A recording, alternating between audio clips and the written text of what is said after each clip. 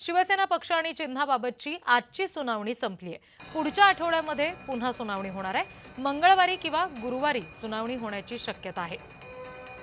शिवसेना पक्ष आणि चिन्हाबाबतचा आजचा युक्तिवाद संपलाय। आता पुढच्या आठवड्यामध्ये सुनावणी होणार आहे। सर्वोच्च न्यायालयामध्ये कपिल सिब्बल यांनी जोरदार युक्तिवाद केला। त्यांनी पक्षावरील कायदेशीर अधिकारांबाबत जोरदारपणे बाजू मांडली। आमदार अपात्र न ठरल्यानं शिंदेंची ताकद वाढली।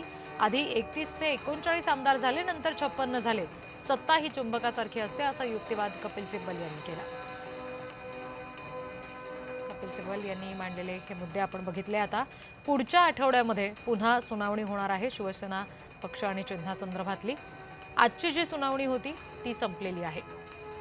आज सुद्धा कपिल सिब्बल यांनी मुद्दे उपस्थित केले आणि आता पुढच्या आठवड्यात पुन्हा सुनावणी होणार आहे।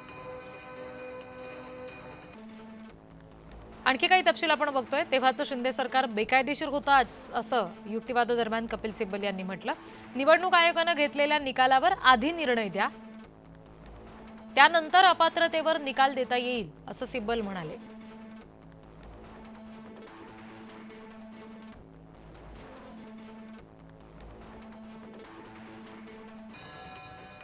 या संदर्भात वकील असीम सरोदे नेमकं काय म्हणालेत बघूया। धनुष्यबाण चिन्हाच्या मालकीबाबत सुनावणी अंतिमतः झालेली आहे असं आपण म्हणू शकतो। यानंतर शिंदे गटातर्फे त्यांचे वकील पुढच्या तारखेला मांडणी करतील आणि पुन्हा काही मिनिटांचा कालावधी हा कदाचित 10-15 मिनिटांचा कालावधी हा आम्हाला सुद्धा दिला जाईल बाजू मांडण्यासाठी उद्धव ठाकरे यांच्या मूळ शिवसेनेतर्फे।